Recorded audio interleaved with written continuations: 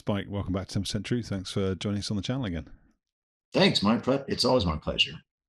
So for the audience at home, Spike should be familiar to you because you've no doubt watched the F4G front cockpit tour that Spike did for us a couple of months ago. And if you haven't watched that, I'm sure you've watched the F4G in Desert Storm, where Spike talks about his experiences flying the F4G Wild Weasel in combat. Seriously though, you have to go back certainly and watch the Desert Storm F4G episode because it's fantastic. And if there is a little bit of nerdiness in you, or if you're a pilot or an aviator and you wanted to know what all those switches in the front cockpit of an F4 are for, Spike's your man. He will tell you what they are. So go and watch those videos. But today, Spike, I don't know if it's worth you doing just a quick summary of your Air Force career, because we're going to talk about a different aeroplane. It was interesting. I had a comment on YouTube today saying all my channel ever talks about is the F-15, which is unfair because I talked about 28 different fighters and aircraft type on the channel. But we're going to be making that 29 by talking about a fairly unusual aircraft today. So why don't you give us a quick intro and then tell us about the magical mystery tour that you're going to be taking us on today. Absolutely. So, Bruce Benyshek, Spike, to my friends, 31 years in the Air Force. I started off as an OV-10 Bronco pilot after pilot training. Now, I'll talk about why that happened during the early 80s, but there were quite a few second lieutenants that ended up in the forward air control business. Flew the OV-10 for 2.5 years. Then transitioned over to the Wild Weasel, flew that for, including training, 9 years. Then I flew the T-34 with the Navy on an exchange for 2 years, and then finished up with over 15 years in the T-38 as an instructor pilot. That is quite an astonishing number of years to be flying the T-38 for. It is 4,100 hours just in the T-38, and 7,950 military flying hours. That's incredible. To put that in perspective, there are 8,760 hours in a year. Think about that. What that also means is that we need to do a T-38 episode. We'll get to that one too. We will. Okay, fantastic. All right. So for the moment, then you've just mentioned it, OV-10, the Bronco, a fantastic aeroplane to look at. It looks like it's fun to fly, and I'm sure you're going to tell us about all these things. But what's your plan for today? Because as usual with these conversations, you emailed me and said, Steve, this is what's going to happen. I'm going to do this, then I'm going to do this, and then I'm going to end with that. So I'm a passenger. I'm here for the ride, and I'm excited to hear you talk about the airplane. But just for the audience's benefit, what's your plan for today? Well, I'm going to introduce everyone to the airplane, show a bunch of pictures, a lot of them that were from the squadron, and so they were not really publicly available. I'm also going to talk about forward air control, what it is and why we needed it, especially in the Vietnam era, even though it first started with ground controllers in World War II, then it became an airborne thing in the Vietnam War. There was a big competition to create this forward air control airplane in Vietnam. I'm going to show everybody some various concepts that were presented that I didn't even know about until 3 months ago. And then show the winner, which was the OV-10. Then we'll do a cockpit tour and go through the switches and stuff and some of the idiosyncrasies of flying the airplane. You said it looks like it was a fun airplane. Yes and no. There was a lot of freedom flying in it that we had rule-wise with the Air Force that you wouldn't have found in a jet. But there were some limitations on the airplane too. And I'll even talk about how they were toying with the idea of using it again in Afghanistan and why I said probably not a good idea. I'm going to show where I was based, where I was trained, our working areas, the concept of operations had we actually gone to war in the OV-10 in the mid-80s. And just had a thought there and I lost it. I'll talk about some of the exercises that we did. In particular, we used to go to Nellis quite frequently. And I'll finish up with a very funny story that happened while I was flying the OV-10 at Nellis, one exercise. Fantastic. Wow, it sounds like a treat. Why don't you hit the share screen button and see if we can get the show on the road then. All right. So this is the front page of the -1 that I have. One thing I never did understand OV stands for observation, and the V stands for very short takeoff and landing. Yep, if you look in the upper right corner of the manual, the airplane is always referred to as 1L, which stands for liaison aircraft. Why there's this disconnect between official name and official designation, I've never figured out. Okay, now I gotta figure out how to advance this thing. There we go. This shot was done on a public relations shot where they had two airplanes go out with an Air Force photographer. And I've seen this picture for decades. I always thought this was a dry lake bed just west of George Air Force Base, but those distinctive little brown lava rocks underneath the airplane, I looked on Google Earth today and I found out this is actually at Leech Lake Gunnery Range, which I'll show you on the map a little bit later. You did well to find that. How did you figure that out? You see these distinctive rock formations here? I said, well, this is a big dry lake bed, and there are only about 4 or 5 huge ones like this that we used to fly over at George. Okay. And it took me a while to figure it out, but sure enough, this is Leech Lake. He's headed roughly southeast. This is a live drop range, and behind him is a fake airfield. Just, they bulldozed a runway in the dirt and that type of thing. There are a few things to see on the airplane, though, here. This is the rocket pod that we would use to use smoke rockets to mark and target. This rack over here was used to either drop practice bombs, because they found out sending us to the range and shooting rockets every day was getting too expensive, so they had us drop practice bombs instead. But it would also be used to carry flares if we did night FAC-ing. And it also could be used to drop what was called a log. The log literally was a pressed wood thing that would hit the ground and burn and smolder for hours to use as a reference point. Wow, I'd never heard of that. What's the designation for it? Do you know? The logs? Yeah. I don't know. Okay. I'd have to. If anybody knows, post a comment. Let us know. Also worth pointing out, these little stub wings that become the pylons for most of the weapons are called sponsons. That dark line right there is the ejector chute for the bullets if we actually had the 30 caliber machine guns installed. But we never did it, George. I'll talk about that. Part of that same photo flight, this is George Air Force Base area. The base is somewhere in front of him over here. He's headed west-southwest. And we're up in the high desert area of California. I'll go over that when we cover the map in a minute. The town of Victorville is behind him back here. These mountains right here, if you went through a mountain pass, you'd now be down in the Los Angeles basin. You'd say, well, how did he find himself over a lake with snow? This is Big Bear Lake in that same mountain range that was just to the south of the airplane in the previous picture. Quite pretty up there. I just found out today, as I found out which lake it was for sure. This is a solar observatory built on a little pier in the lake. Had no idea. And that's a better view of the rack that's used to drop the parachute flares or the logs. And he looks like he has a very big map. So you'll talk about nav and all right, all that kind of stuff at some point. Yes, he's got it stuffed against the windscreen, and we carried tons of maps of various scales. And every forward air controller wrote on the canopy when fighters checked in, when the Army was talking to you, you wrote on the canopy, and then you smear it off with your glove because we were writing in grease pencil. That was a tradition that started in Vietnam. Come on, advance. There we go. Different airplane landing, I believe, on runway 21 at George. You can see the rocket pod. I can try to remember. I think it was an FM. No, it's not an FM antenna. That's a DF antenna. But a pretty good study of the airplane.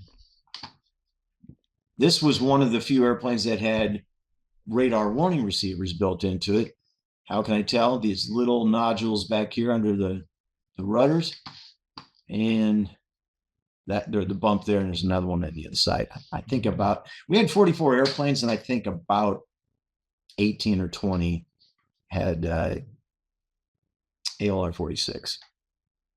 Was that optimized for SHORADs then? That type of threat system? Or? It was for any type of radar guided threat, but it was the ALR 46 was considered a pretty advanced RAW at the end of Vietnam, but by the time we were flying it, it was pretty primitive.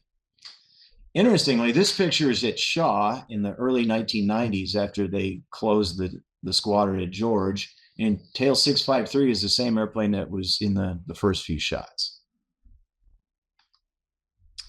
This is current day. There's a company called Blue Air Training that operates a number of OV-10D, which were Marine airplanes, and they also call them G. They use them to train new guys to be forward air controllers under civilian military contract. I know they mostly fly them out of Nellis. This doesn't quite look like Nellis because I don't see any mountains in the background, but it's probably near there. The different thing on these Marine airplanes, they have a much longer nose. They're carrying wing tanks. Our airplanes apparently were capable because they used them to fly them from Germany back to George Air Force Base where I flew them, but I never carried one. Their airplanes have also been modified with a 4-blade prop instead of a 3. I think it's the same engine, but I think parts for the original 3-blade props were becoming difficult to find, and so they just switch props. This is current day. This airplane flies in Germany, and it's noteworthy because the cargo door back here is made of plexiglass, and it's got this little cage here. And they use it for air-to-air photography. So you'll see airplanes. Oh, an old student of mine that flies the Typhoon for Italy. There was a cool picture of him flying behind some kind of camera plane. It said, "What the hell did they shoot you from?" And he said it was this, or one just like it. So even though it's in Luftwaffe markings, it's civilian registered. All right, so let's talk about forward air control. During World War II, particularly after D-Day, they realized sometimes the guys in the fighters couldn't figure out where the good guys were and where the bad guys were. And I've seen an interesting video of a guy that was one of the first to be put in that position as a forward air controller on the ground. He was a P-47 pilot, and they'd have him near the front lines directing the fighters onto the target. One of the things that people need to realize is bombs, especially, you can get a direct hit with a bomb on the bad guy, but the lethal radius of the weapon is huge. So, I mean, what do you think the lethal radius is on a general purpose bomb? 500 pound would be what, 3,000 feet maybe? That's a pretty good guess. Yeah. So in the 2,500 to 3,000 foot range, you could be hit by fragments. And so if in CAS or close air support, that's because the guys are so close that a miss might kill the wrong people. So when Vietnam started, they were using the O-1. It's a light Cessna aircraft tail dragger. It had a rocket pod to carry 2.75-inch rockets that were armed with white phosphorus. When it hits the ground, it burns and it makes a white cloud. And the idea was, well, ideally you could say to the fighters, "Hit my smoke." That's still a thing that forward air controllers say. But more often, okay, you missed a little bit, and you'd have to walk his eyes onto the target by establishing some kind of ground reference and orientation and a distance measuring unit or stick. Well, it worked okay in a permissive environment, but it's a light airplane that could go about 90 knots. The only real weapon they had was the guys flew with an M16 and they'd shoot it out the door. So they cobbled together pretty quickly using what at the time was a brand new Cessna airplane. The civilian designation was Cessna 337 Skymaster, but the Air Force called it the O2 Duck. It's got one engine in the back, one in the front. The idea was for civilians that are low-time pilots, in theory, 2 engines is supposed to give you a safety margin in case you lose an engine. But if in a twin-engine light airplane where the engines are side by side like this, more often than not, what ends up happening is, they say, is the purpose of the second engine is to get them to the scene of the crash faster, because guys lose control because they mishandle the airplane. So Cessna thought if we put both engines on the center line, it'll be safer for low-time civilian guys and we'll sell more airplanes. This was, in a sense, an improvement from the O-1 in that it was faster and it could carry twice as many rockets, but it still didn't have any real weapons. And it was still a civil airplane that was really only built to pull about 4 Gs. And to my knowledge, they didn't do any structural strengthening. They just took out the back seats and put in a lot of heavy radio gear. So it was still kind of a limited airplane. Well, so then how did OV-10 come to be? And here's an OV shooting a 2.75 Willie Pete with a Hun watching and saying, "What you doing?" That might be the Eglin Ranges, but it could be Southeast Asia. So now we're going to, and I love this picture because, well, there's 2 airplanes that I flew in one shot. Well, this is an F4D. I never flew the D model, but still, you get the idea. He's huffing and puffing, going as fast as he can. He's hanging on the blades, barely able to stay in formation, but what a cool pic. All right. Oh, I should add, A-37s eventually ended up doing forward air control work. And it wasn't a bad airplane. It was much faster.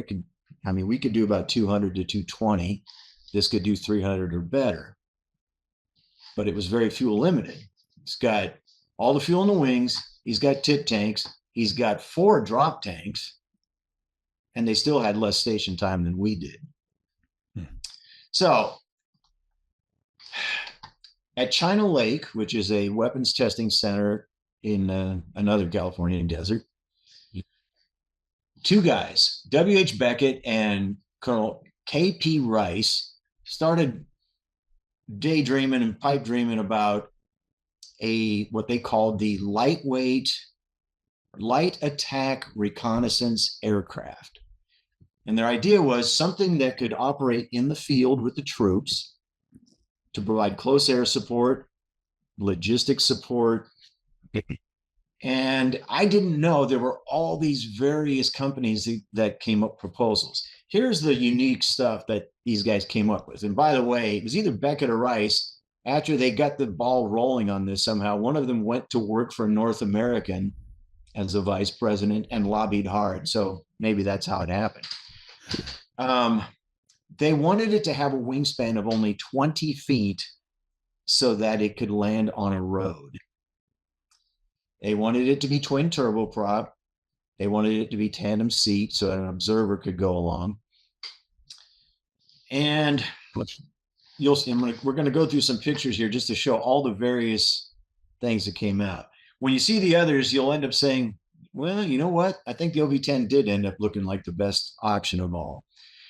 This is in Southeast Asia, and I wanted you to see this shot. These 4 slots here on each wing are for spoilers.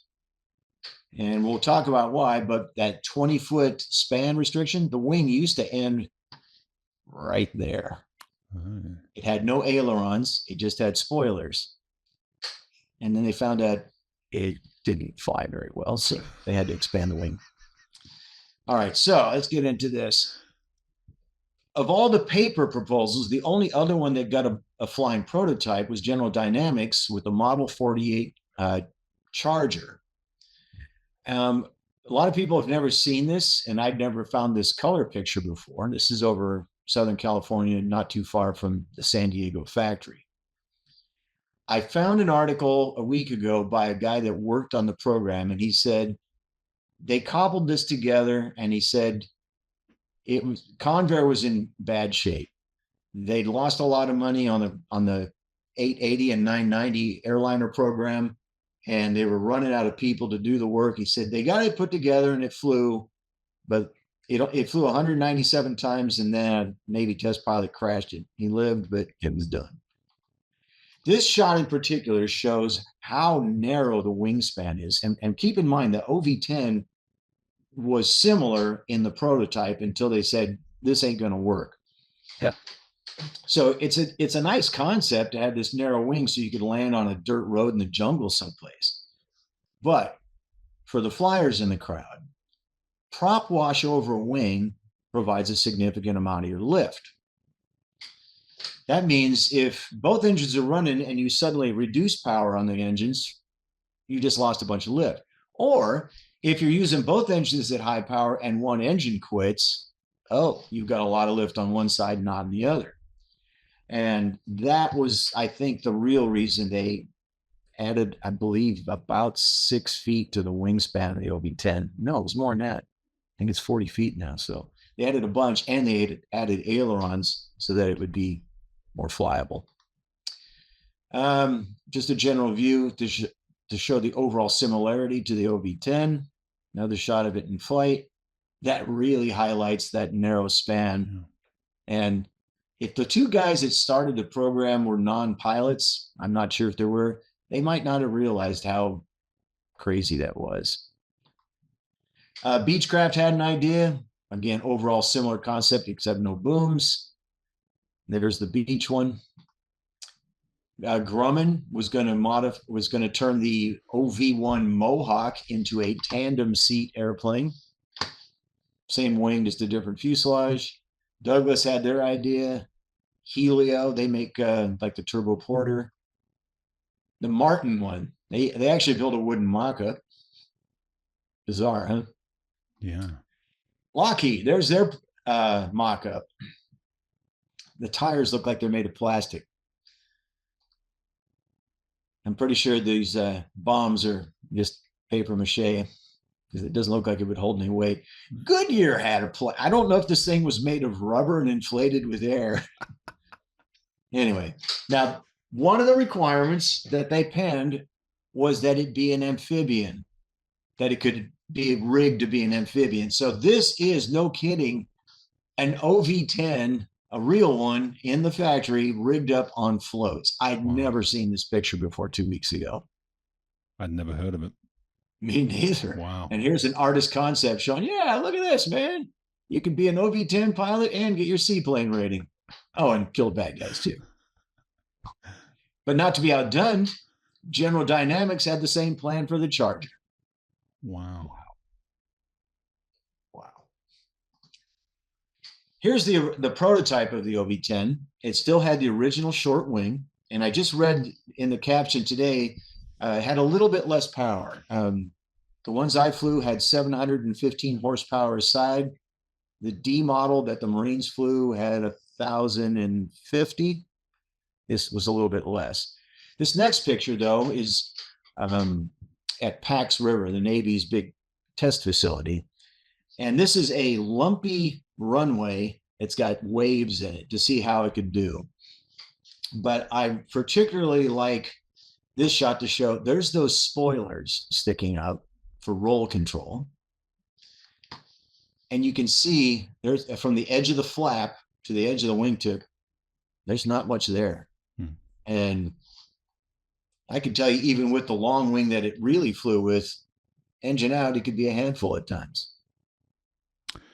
Can we talk a little bit about the wing before you progress back? I don't want to. Certainly. If you're going to talk about the wing later, then let's not do it now. But I had some questions, maybe that are germane to what the pictures you're showing.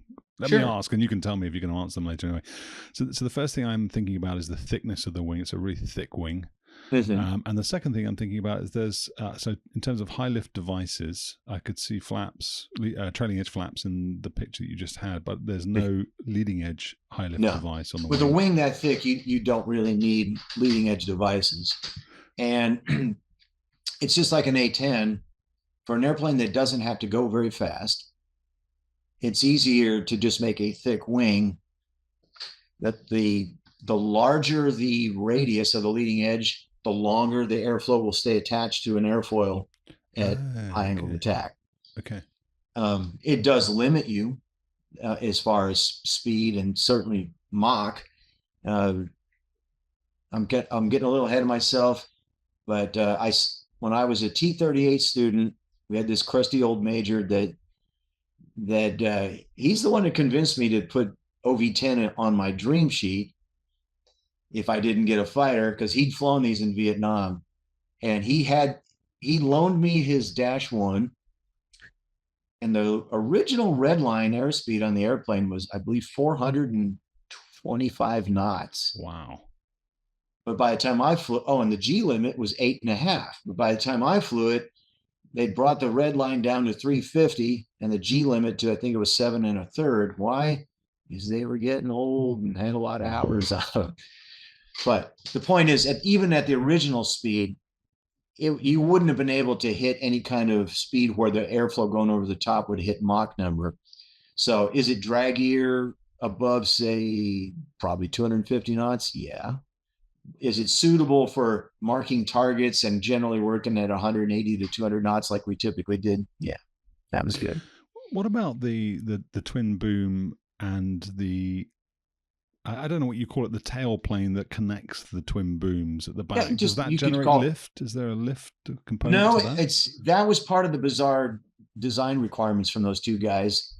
They wanted it to be able to haul people, whether it was wounded. You could actually drop paratroopers out of this thing, out of the back. So parts, you had to be able to carry a spare engine, spare tire. But that was mostly for access, because there's all this space back here. Now, I never did it, but the Marines apparently did. They would take the cargo door off and I believe you could put 5 paratroopers back there sitting, between each other's legs, back to front. That doesn't sound like a whole lot of fun. Go zooming in, low altitude, high speed, pull up in a steep climb. The guys would jump out or literally slide out. Yeah. Their chute would open while they're going up, do the wild swing, and now they're on their way down. The whole idea was low altitude secret insertion, probably at night. You can find a video of it at an air show, I believe at El Toro in California in the early 90s, where they demonstrated it. That's cool. But that's what it was for. So twin booms was to make room to get to the back, and then, how are you going to keep the tailplane out of the way for the guys that jump or whatever else? You could call it a T-tail of sorts, but it's not really a T. So the airplane had from the outset. Then it had a FAC mission, but it also had this. Was it coin counter operations insurgency? Exactly. Yeah. Okay. Right. So it was going to fulfill 2 primary roles. Yeah. I mean, these guys thought. I'm suspecting that they were grunts at heart. They wanted an airplane that could park out in the field with the guys, take off, provide air control to fighters, haul in reinforcements, haul out the wounded, bring in ammo if they needed stuff. And that's why they made this, I always used to say the OV-10 looks like a helicopter and an A-10 had a bastard love child. All right. Any others? I'm thinking about the undercarriage as well, but you're probably going to get to that. Okay. No, that's a good question. It's a very rugged and simplistic undercarriage. So it's what's called trailing link. You can see they're on long pivots here, and that's a big shock absorber there. And it had to meet the naval requirement for carrier aircraft, which is, I believe, it has to survive being dropped 15 feet. And the Navy, to my knowledge, still does that. Every new airplane, they hoist it 15 feet in the air and they cut it loose. The tires can blow, the rims can bend, but as long as you can put a new tire on it and it's good to go, you're good to go. Okay. The gear is very robust. And so it was made for rate of descent as well as the terrain that you're actually landing on, because it kind of looks like you showed that sort of undulating runway, but it looks like you could land on really sort of pretty rough type. Exactly. Okay. Yeah, the gear is pretty stout. All right. Any other questions? No. Continue. Okay. Another shot. This must be at an air show someplace, because that's not the George ramp. The cargo door is open though, and you can see they've got mobility bags with their gear and stuff. So it looks like they're at an air show someplace. You can see the built-in steps where it's painted red. They're just hanging there, what we would call a FAC purse. It had all your charts in there, a lot of them. So, and we would tie the controls with a lap belt when it was parked, and so you can see the spoilers are sticking up on their right wing. And you're carrying there's a centerline fuel tank there. That's for, would you carry that routinely? I didn't. Yes. I can't think of a single time we didn't. It's 150 gallons. I looked this up because I couldn't remember for sure. Internal capacity was 1,600 pounds of gas. The external was a 150, so that's another 750, 800 pounds of gas. Okay, ready? Yes. Looks like another air show. Can't tell where. Good old days. Other countries operated the OV-10. This one's in Colombia. I think it's an A model, but it looks like it's been retrofit with a 4-bladed prop. You can see the 30 caliber guns right there. It's got that same fuel tank and an A37, the Super Tweet. You can see the drop tanks for the fuel. And we already talked about the German ones. This one's, I'm pretty sure, is a civil operator as well. It's missing the sponsons that should be right here, those little stub wings that had the pylons for the rockets. I think the German, there was a civilian, there's definitely a civilian-owned one that crashed a couple of years ago. It was on the airshow circuit in Europe. It crashed. Unfortunately, I don't know if the pilot died, but he was really badly injured if he didn't die. I think so, yeah. But I think there's still another one that still flies there. Yeah. This is on the ramp at George Air Force Base in Victorville. And we'll talk about that in a second. Spike, tell us about the seats, because they are ejection seats, aren't they? They don't really look... They are. I've actually got something that'll cover that pretty well in a second. Okay. All right, so to get myself here, that's not me, this is some guy in Korea and it's raining, it looks miserable. When I went to pilot training, it was the Reagan Wonder years, and there were a lot of great airplanes coming down the pipe for student pilots. And there was a huge buildup of the military, and the Air Force wanted to get to 40 tactical fighter wings. Well, my choices were F-15, F-16, F-4. And I thought about putting T-38 next. So I thought, if I don't get one of those three, I'll fly a T-38 for 3 years, and then I'll go fly a fighter after that. And so this crusty old Major Seibold, said, "No, you don't want to do that." Say, "You want to fly something tactical, learn how to shoot and drop bombs." So he loaned me his flight manual. I flew one low level with my very first low level in the Air Force with him. And he wasn't supposed to, but as we approached the target, he said, "Mind Jack," and did a pop-up attack. So he pulls up, rolls inverted, pulls the nose down. I'm thinking, holy shit, I'm about to die. There's a madman in the back seat. Later, I became that madman. But anyway, he was the guy that kind of made me think, maybe that would be a better idea. So it turned out the class in front of me and the class behind me had lots of fighters. My class got one F-4, one F-16, and one F-15, and I wasn't one of the top 3 guys in the class, but I was fighter qualified. So I got an OV-10. And so in order to get to here, you get to be a Bronco buster. This is also in the flight manual. Can you see the pilot in the helmet riding the horse in the background there? Oh, yeah. So a little tongue-in-cheek humor. And so we'll talk about the training that it took to get there. So the first stop after I finished pilot training was just 60 miles down the road from where I am now, at Hurlburt Field, Florida. And this was called Air to Ground Operations School. And it was either in this building or this one. I'm sorry, it's been a long time, so I can't remember which one. But for about 2.5 weeks, we learned how combat operations worked in the other services. So the Navy's got their way of doing things to support guys on the beach, and they've got their own kind of radios.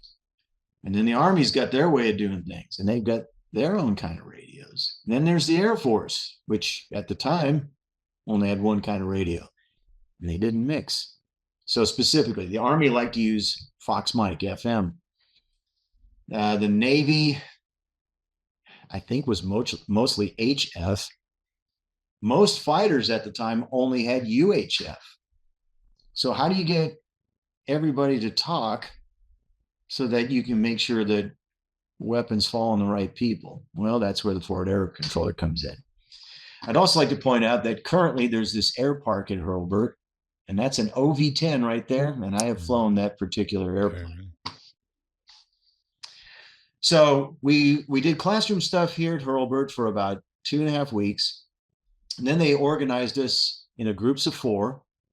And we went out into the woods on the Eglin tactics ranges and learned how to navigate with a Jeep and how to pull the radio trailer behind us and how to back up with a trailer, because most of us had never done that. And that's a story for another time, but it was me and 2 other second lieutenants, and we were paired with a major named Steve Long. And so we were already intimidated a little bit by rank, but didn't know that the man had flown the O2 as a forward air controller when he was a lieutenant. Got shot down in Vietnam because 57 millimeter cut one of the booms in half, and so then the other one snapped off. He spent, I believe, over 6 years in the Hanoi Hilton. Wow. He was pretty impressive. We learned that sitting around the campfire one night. I have a lot of funny stories about that, but anyway, maybe I'll tell that at a good time. All right, so when we finished here, there's about a month overall. Then we went to Patrick Air Force Base in Cocoa Beach, Florida, in the 549th Tactical Air Support Training Squadron. This was my class. That's Trent Palmer. He was in my pilot training class. That's Tad Ellis. He ended up in the TASS with me. That's D.L. Hendricks. He was an old Phantom driver. I can't remember any of the other names, but you're all good dudes. Where are you? Are you hiding? I took the picture. Okay. This is Patrick Air Force Base. So this is the Atlantic Ocean. It's about halfway down Florida. One long runway. The squadron and the airplanes were parked about right here. I lived in base housing back over here that was full of cockroaches. The officers club was a real nice thing sitting here on the beach. It was full of retirees. And this is called the Banana River. It's not really a river. It's just a brackish water area. But anyway, it's kind of nice. It's kind of tropical locale. All right. Now, when you look at an O2 or an OV-10 from the top, they kind of have this same general shape. There's nose sticking out in front and a wing. And okay, there's a little part that's sticking behind the wing. And then this part here would be the tail boom and the elevator. So, tongue in cheek, the training squadron called themselves FAC University, or FAC-U. Now, we thought it was hilarious. They put you in contempt prison today if you tried to do that. How dare you have a sense of humor? But look, FAC-U, the University of Forward Air Control. Loved it. And I've got a whole bunch of these books, but I just used the one to illustrate. We saw this airplane earlier, Tail 654. They had them painted gray at one time. It's just a study, for the general layout of the airplane. There's a FAC purse up in the window. It's got a windshield wiper. And you can kind of see the guns here. And those are the shell ejector chutes again. When I finished my training at Patrick, I ended up at George Air Force Base in Victorville, California. The base is gone now, and it's now called Southern California Logistics Spaceport.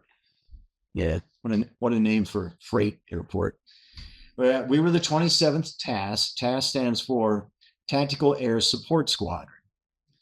The motto was first in, last out. Of course, that's what Weasel said too. So I said, wait, does it mean everybody in and everybody out? Pretty much any guy that was ever a FAC will refer to himself as a TASS-hole, if you're a member of a TASS. And we also made this one forced in, laughed out. What was very unusual about that squadron, our parent wing was the 602nd at Davis Mountain in Arizona. So we were a detached unit. Now, normally a squadron commander is a lieutenant colonel.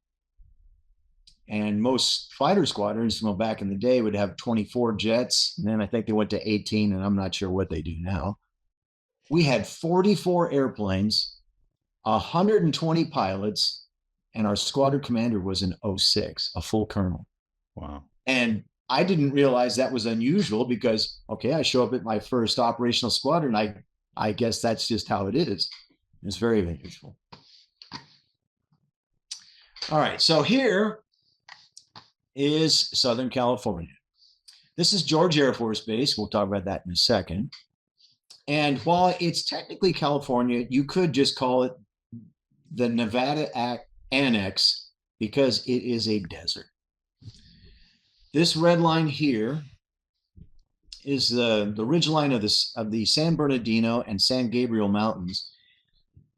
And we generally didn't go on the other side of the mountains. For one thing, this is the Los Angeles Basin, and it was smoggy and full of airplanes and didn't seem like a good place to go. Up here, this red line is the airspace around Fort Irwin, which is a big Army tank and troop training area for desert ops. We would be tasked to go in there time to time, but most of the time that was a place we didn't go. This is Edwards Air Force Base, and it's inside a big chunk of airspace that it and China Lake share and control. We could go in there, but you had to get permission. And now we're going to zoom out a little bit more. Here's George Air Force Base. This is after they'd already closed it, and you can see it's starting to turn into an aircraft boneyard. One big long north-south runway and the northeast to southwest runway. Our squadron building was right here. We were parked right here. We'd taxi out this way. And we usually operated on this runway because the only other airplane at the base was 5 squadrons of F4s. Was it 6? I can't remember. And they generally used the long runway.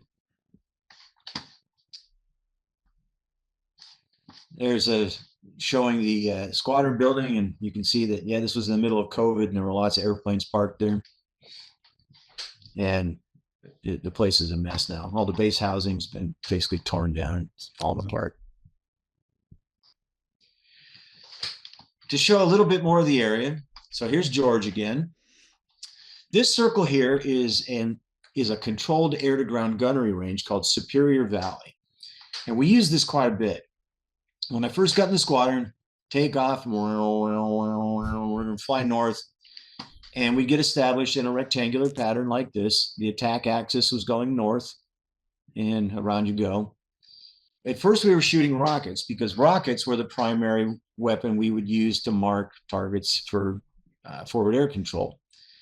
Well, they started realizing after about a year that we're running out of rockets and they're expensive, but we could we could teach guys general ordnance delivery using BDU-33s. So we started dropping BDU-33s a lot and then shooting just a few rockets. That training really helped me when I got to the F4 because I didn't know how to do air-to-air, but I knew how to drop bombs. Mm-hmm. This is Leech. When I say it's a controlled range, that means there was a guy up there in a control tower with the 2 slewable cameras. And so when your smoke would hit the circle or the bomb would hit and it made a little puff of smoke, he could make the cameras point at it and the computer would tell him what clock position and how far from the target you hit. That's how they do it. Yes. Because today I think they use acoustics, don't they? Do they use acoustics now? Strafe does. Strafe does, okay. All right. Yeah, so with Strafe, they used to use F4 drag chutes stretched between 2 telephone poles. And when the bullets would hit the parachute, it would make a shock wave. The microphone, acoustic sensor, was hidden underneath cement in front of the parachute, and it would count the shock waves that hit the microphone. Oh. All right, sidebar. Okay. I was at the controlled range at Zaragoza, Spain, and some F-16s were doing strafe, and so the controller put it on 20 millimeter for the F-16s. And it worked surprisingly well. All right, those guys left, and some A-10s came in, and they make their first pass, and it says, 300 hits, one. He said, one. And you could tell it, he thought, how can that be? The controller forgot to switch the mic from 20 millimeter to 30. It counted too many shock waves. I guess it was counting echoes. Yeah. All right. So that's, they use 2 cameras to triangulate for the smoke on a conventional range, and then the microphone for strafe. Leech Lake is an uncontrolled range. So you just get in there, and the fake runway was right here, and there was some what you would call a lorry trailer, that the box is just set up, and that's a tank or something like that. Okay. Parts of this you could drop live bombs on, and other parts you could just drop practice bombs. And so Leech Lake is the one that was right at the beginning with the airplane. With yes, yes. And so that airplane was, okay. It was about right here, okay, pointed this way. Spike is now. Those little rocks apparently were about right there. Is now a decent time to ask about aiming and the sighting mechanism in the airplane, or are you going to come to that later? I am going to come to the sight, but it was just a fixed iron sight. Oh, really? Okay. Yes. This was a dirt simple airplane. Okay. Hell, even the F4 had a fixed sight when I first flew it. Wow. And well, you bring up a good point. Rockets were extremely affected by any G on the aircraft that wasn't supposed to be there. So in other words, if you were pulling positive G, when the rocket came out, it would sag and it would go short. And if you were bunting, it would tip the rocket up as it came out and it would go long. And so all the mill settings for 30-degree dive, 45-degree dive, you had to be pretty close to the correct G loading at that dive, or it was going to go all over the place. And just to be clear, so you're calling it an iron sight, but it is a sort of illuminated. Oh yes, yeah, okay. Iron sight is a slang term to mean it's a fixed, rigid structure. You dialed in the setting that you wanted, and it doesn't compute for you. Okay. No, right. It wasn't. Okay. It wasn't like a rifle. That's what I immediately thought. Okay. Now I feel silly. All right. Here's another sidebar. During an exercise, the squadron sent, I think, 8 of us by pickup truck, driving up this road up to here. And my God, the road maps didn't even cover it. We had to use some of our flying maps to figure it out. And we parked ourselves right here overnight to control fighters the next day. It was insane. Why? I mean, we had a great time out there.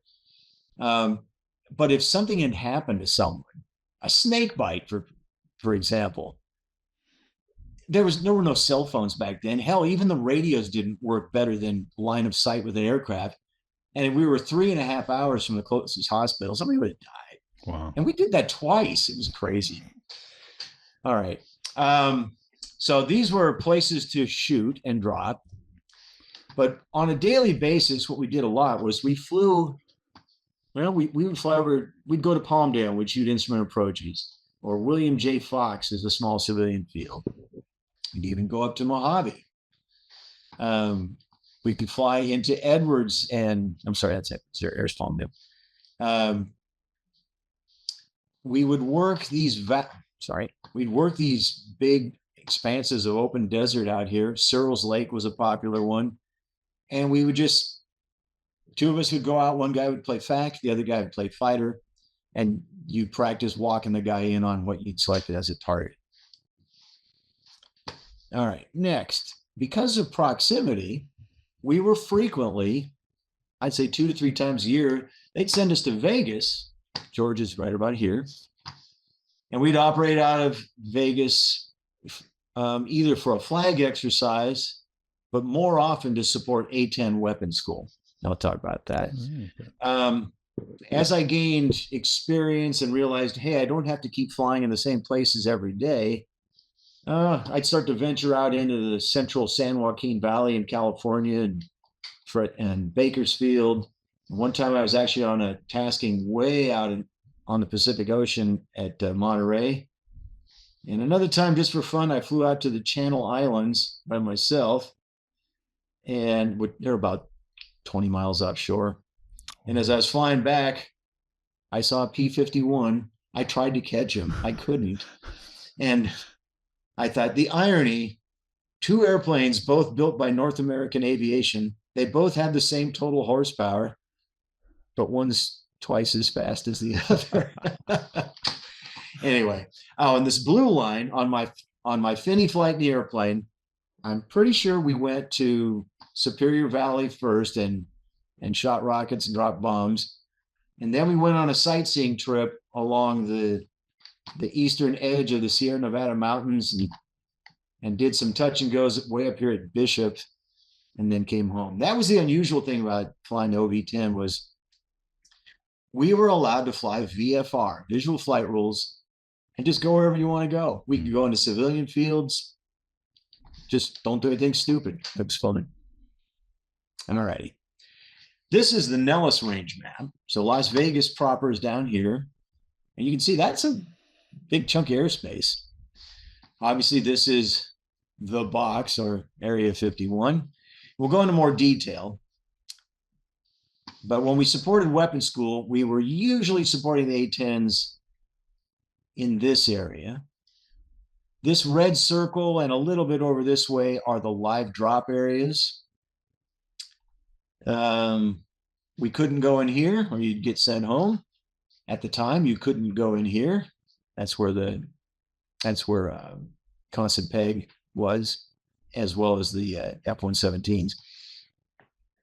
Anyway, we'll talk about that when we get to the funny story at the end. After we finished our training at Patrick and did our local checkout at George, then for some reason they sent us back to Sembach to go through the same air-to-ground operations school that we'd gone through at Hurlburt again, because I guess they thought, well, you need to get a European version. Well, everything's green. Yeah. And in Sembach, the base is still kind of there, but the runway is gone now. But that's where the OV-10s were prior to coming to George. And it was a great boondoggle. We had a great time over there. That's that. So that's me 40 years ago. This sergeant worked in our maintenance debrief. And when he'd come back in after flying, well, one day he had some model airplanes there, the flying type. I was looking at his work. I said, somebody should build an OV-10 model to hang at the duty desk. So we started talking, and we did. He and I built this thing, not from a kit. I took the drawings out of the flight manual, scaled them up, cut our own parts, You can see it's got a rocket being shot out of the tube there. Nice. The FM antennas are just pieces of curved wire to make it look like they're bending back from speed. We were originally going to put motors on it, but they're just plexiglass discs.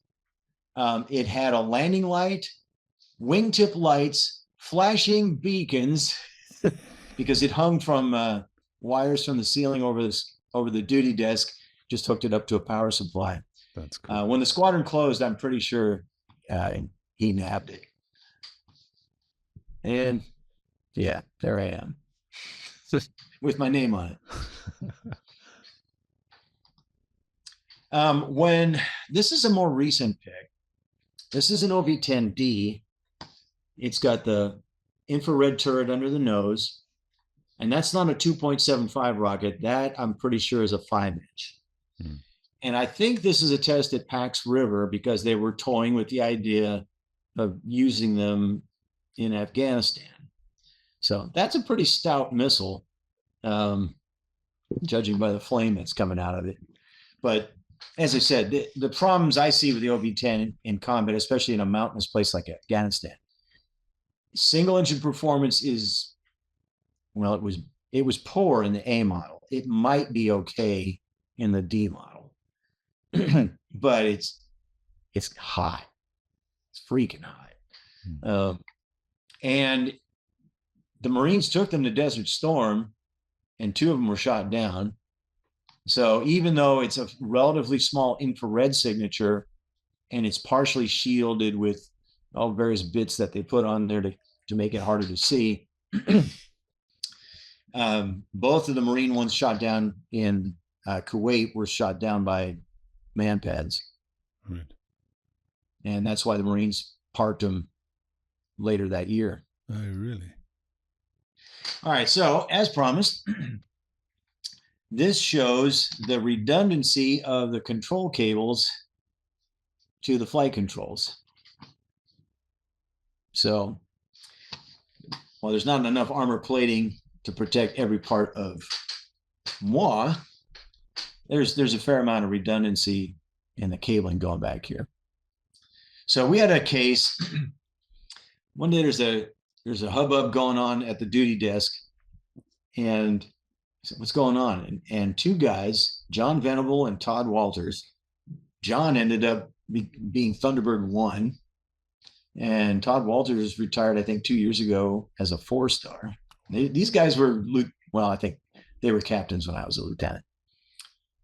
They were up flying in one of these things, and the controls got jammed. And they were doing a loop or something on a check ride. Stick wouldn't move. So they're going in a level turn at full power, but they're losing altitude because the thing couldn't sustain that kind of energy. And they're calling and saying, we're drifting towards the Tehachapi Mountains. We might have to jump out. So someone said, well, why don't you both push on the stick forward as hard as you can and see if it breaks it free? Well, it did. And it turned out what had happened, an antenna cable back here in the boom had come loose and it got jammed in the pulley. So they're both big guys. When they pushed hard, they snapped that thing in half, freed it up, and they landed at Edwards. I'm wanting to ask you this since you mentioned it at the beginning. You said that the airplane had a 9G limit that was then revised to 7.3 because I think it was 8.5. Okay, 8.5. I look at that and I think you're never going to pull that many Gs in that aeroplane. Tell us about what it was like to fly. Was it maneuverable? Could you pull Gs on it? Okay. What was it? Was it a pilot's aeroplane? In some ways, yes, and in some ways, no. It had counter-rotating props, and so there was no P factor, if you know what that means. So you didn't have to apply right rudder on takeoff. And they rotated the correct direction, which meant if you were single engine, it was the minimum amount of as opposed to P-38 Lightning where they turned the wrong way and it took more rudder to counter being engine out. This was the lesser of 2 evils. It was very responsive in pitch. it would do about 220 knots on a good day if you were pushing the throttles as hard as they would go. I dove one once to 330 just to see if I could do it. And it scared the crap out of me. I started at 18,000 feet, which was as high as I could go and not be on an instrument clearance. I went 60 degrees nose low and full power. When I got to 330, it was shaking so bad. And a friend of mine, Russ Travis, he had to take it to 350 on functional check flights. Remember I told you the top panel was pretty thin? Yeah. He had the panel implode on him during one of those dives. I said, that's probably enough. So it was good in pitch. And for normal maneuverability and roll, it was fine. However, you've got the engines out in the wings. You've got fuel out in the wings. So there's a lot of mass and a lot of inertia out there. So compared to a T-38, it rolled pretty slow. Even the F4 didn't roll all that fast, but an F4 rolled faster than an OV-10. So you go full stick and come on, roll. It stalled pretty conventionally. So you could abuse the hell out of it in a stall and it wasn't going to do anything unusual. We were not allowed to spin it. And that was solely because if the oil supply became disrupted due to up and down G motions, the props would start to feather and that would overtemp the engines and you'd trash them. So I think aerodynamically it could probably be spun, but engine-wise, no. I've already told you about the single engine performance in the A was marginal at a place like Victorville. It was noisy, but you got used to it. I think the hardest thing was the fatigue from being hot and sweaty. And I admitted this to some buddies a few years after I flew it, because we would fly two guys in the airplane a lot just to get extra time. I mean, we had 120 guys in the squadron. So if you didn't feel like just sitting and doing nothing, you'd go flying. So I'd been an Air Force pilot for over almost 3 years, and I'm in the back seat, and you were directly between the props in the back seat. We're flying along. We go to the range and we're flying along. And I think I have to puke. Can't be. I'm going to puke. I didn't have anything, so I had to puke in my helmet bag. So I made sure nobody knew, and I went inside and I took it home and washed it.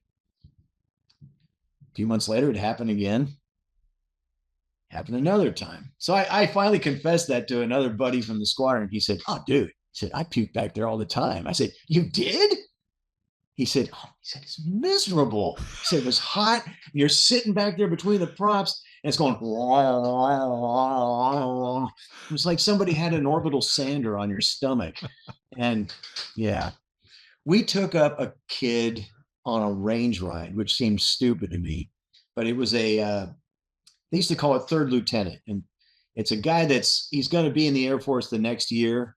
So he's not really on active duty yet, but to kind of get him exposed, they sent him someplace. This guy was going to be a nurse. So they sent him to a flying squadron. Okay. So let's take you up to the range. He flew with my wingman, John Larson. And after the first 45-degree rocket pass, he says, "Hey, I gotta head back." "What's up?" He said, "I'll tell you when we get on the ground." That kid had puked in the back seat on the first pass. Wow. And John said, "Yeah, I had to go 100% oxygen the rest of the flight." But anyway, so it wasn't a bad airplane to fly. If they sold one today with live seats in it, sure, I'd think about buying one, because if both engines were turning and you had the ability to get out, it was fun. Yeah. And it was rugged as hell. And we could land in short strips. We were allowed to go to civilian fields, touch and go, stop, taxi back and take off. We could do all that stuff.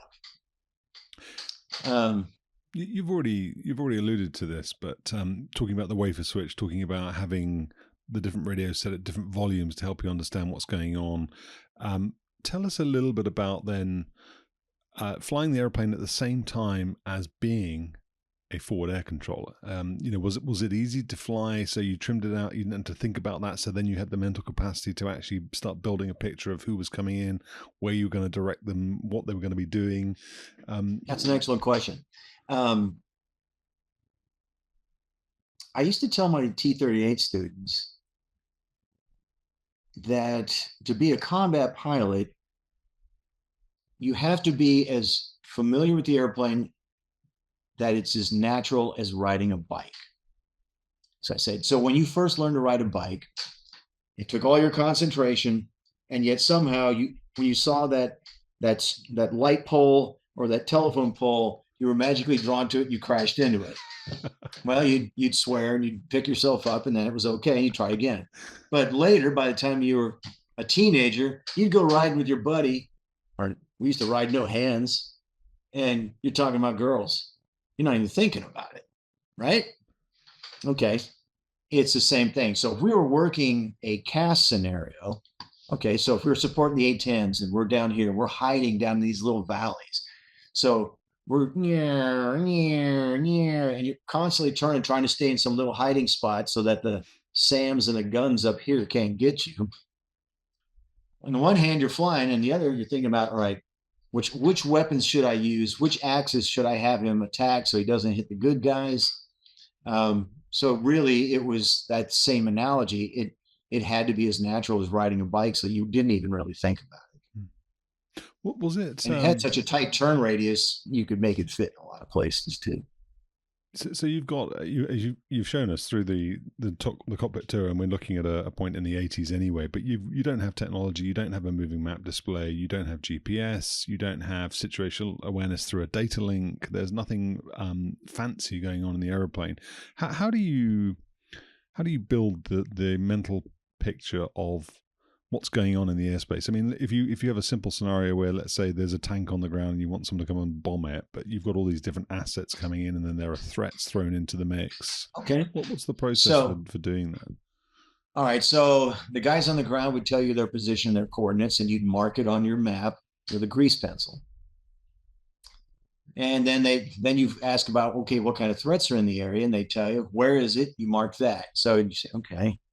So you're looking, all our maps were covered with acetate, so you could mark them with pens and then clean them off later as necessary.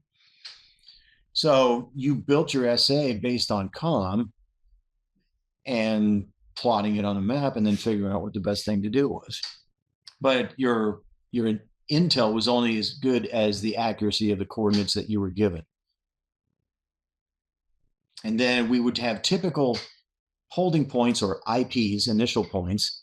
So you'd tell them, okay, hold it at point alpha, standby brief. And then there's a standard brief called the 9-line. First one is the IP. The second one is the heading. The third is the distance. The fourth is the description of the target. I'd have to look it up to remember the rest. But then you tell them where the friendlies were in relation to the target. You tell them the attack axis that you wanted to minimize the risk to the good guys. If they had a variety of weapons, you tell them which weapons you wanted. So that's how we did it. And would you typically be expecting to be handling one flight of fighters, or would you have several flights stacked or loitering somewhere else and you call them in? How did you think it was going to work? The most I ever controlled was when I was going through the initial training, and I think I had 3. Okay. And quite honestly, how often did we actually work fighters on a day-to-day basis at George? Never. Really? Never. The only time we actually worked them was when we were supporting weapons school, and that would typically only be 2 airplanes, or during a flag exercise where we were participating, but we probably weren't always give a 9-line breach. We might just be hiding here, throwing a smoke out there, and then tell somebody you hit my smoke. What about sandbag then? You talked about Germany. What was a war footing going to look like for you then? Were you going to be involved in the Fulda Gap, in staunching that sort of spearhead of Russian armor that was going to come through the lowlands? What were you going to do? What that's an excellent segue.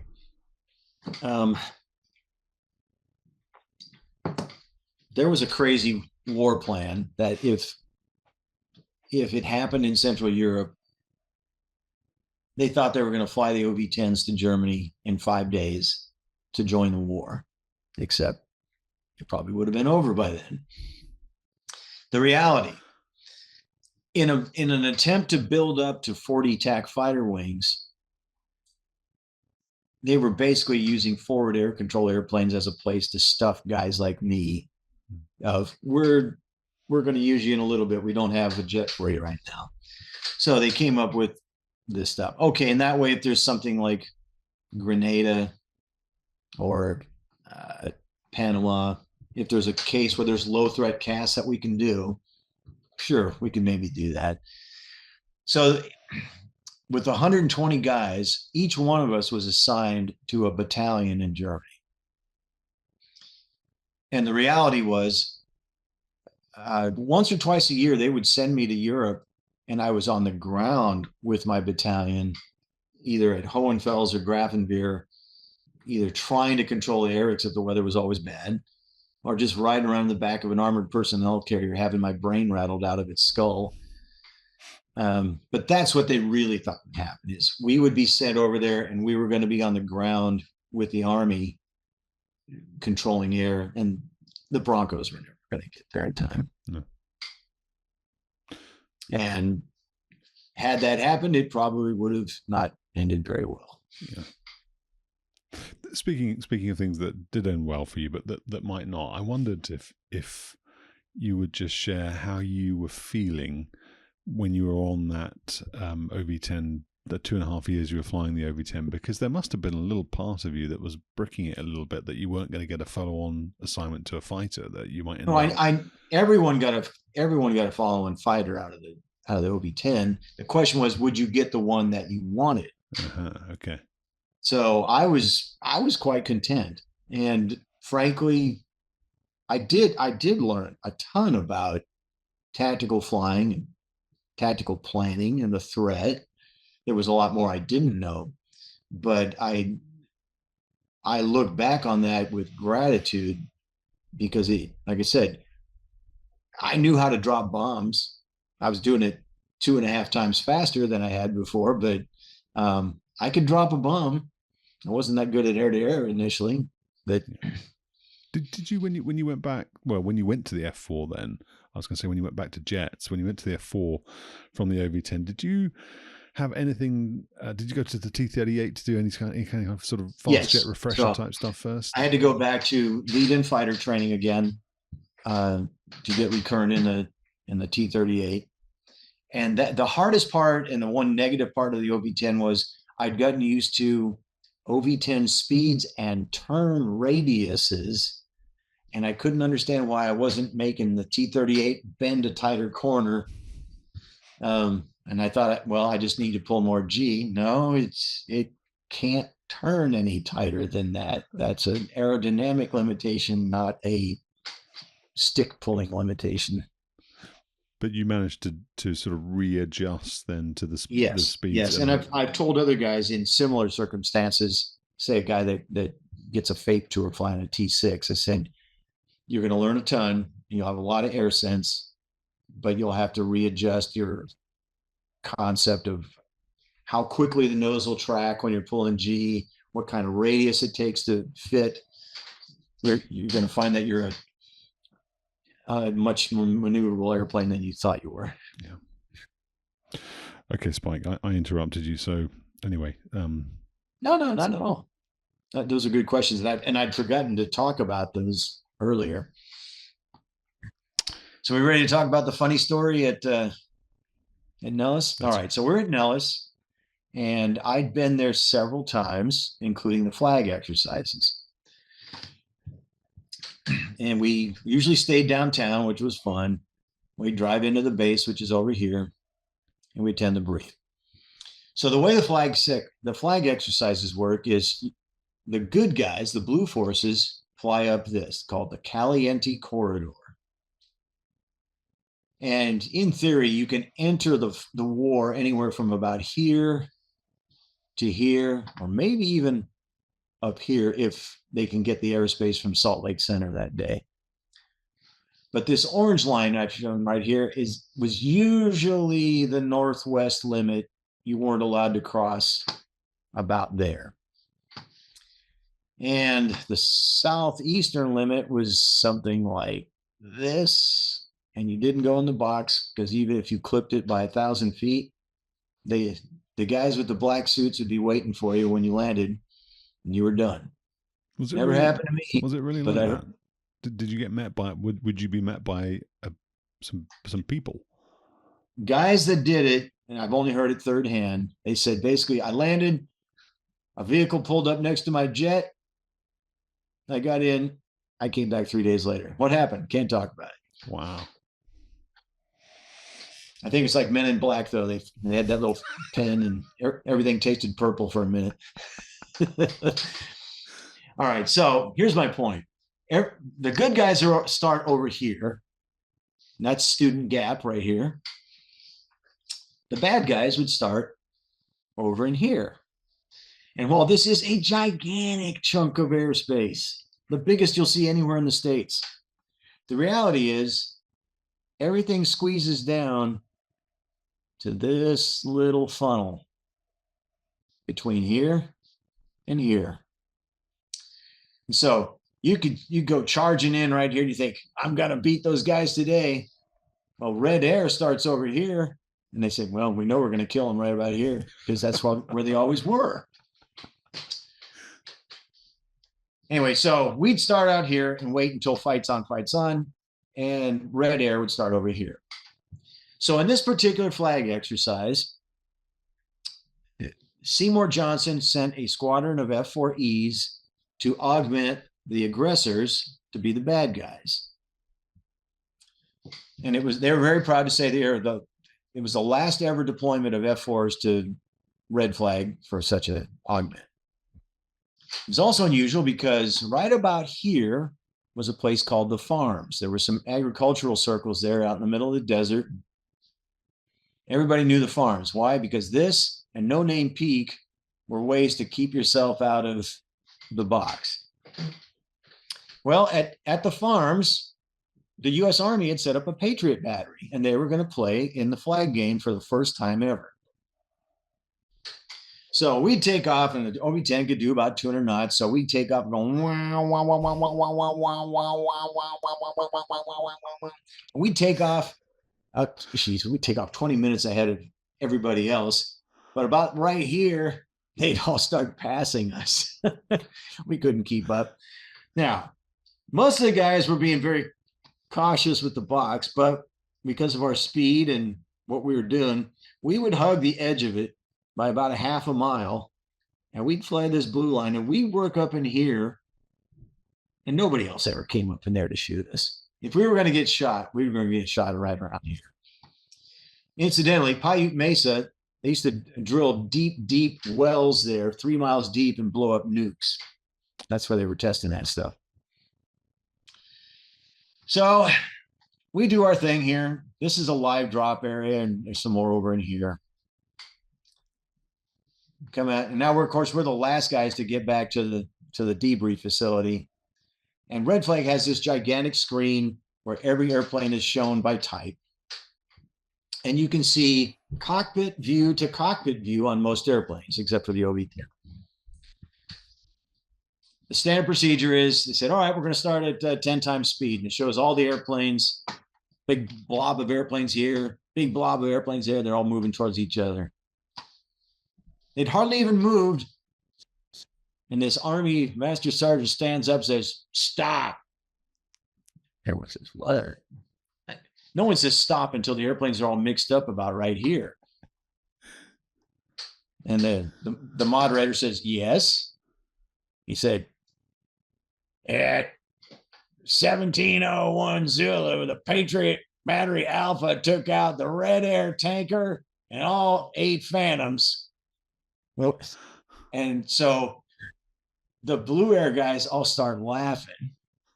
And the Red Air guy said, bullshit. The moderator says, show us Patriot Battery Alpha to Red Air.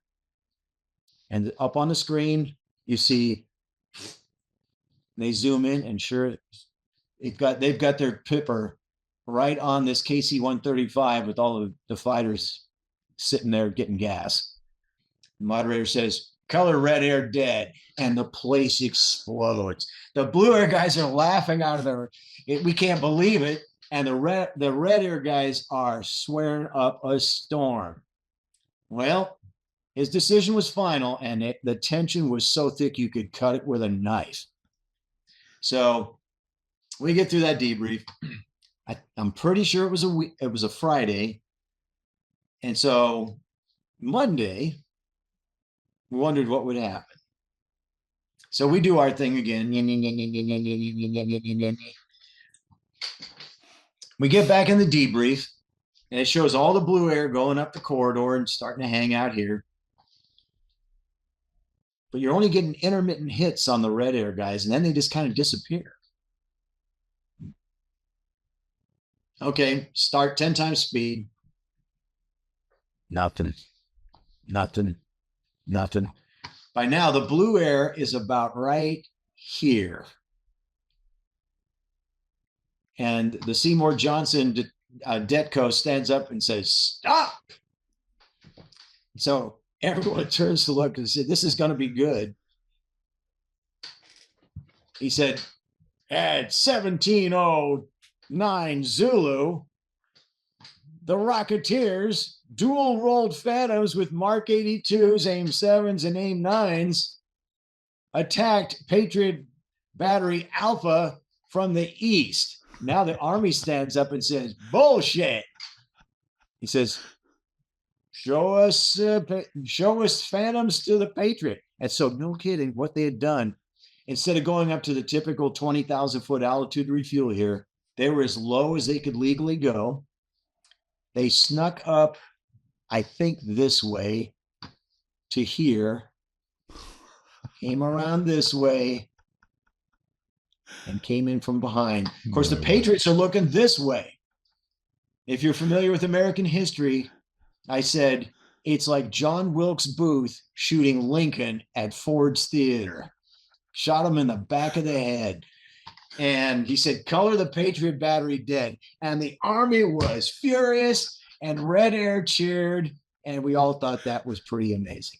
And for me, I said, that is the most fascinating illustration of tactics and creative thinking I've ever seen, because one of the oldest jets in the fight just killed the newest Sam on the field. That's awesome.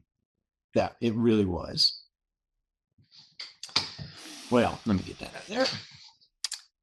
Oh, and it may have been the same exercise, but we had 2 ground FACs sitting up here in this mountainous ridge. And the Army had taken them out there by helicopter. So we're downtown. We're waiting for these guys to get back. Finally said, can't wait any longer. Let's go get dinner. So we go get dinner. We come back. As we're coming back from a late dinner, we see them dragging themselves into the hotel. Where have you guys been? They said, uprange. I said, what took so long? He said, the helicopter got a chip light on the way back to Nellis.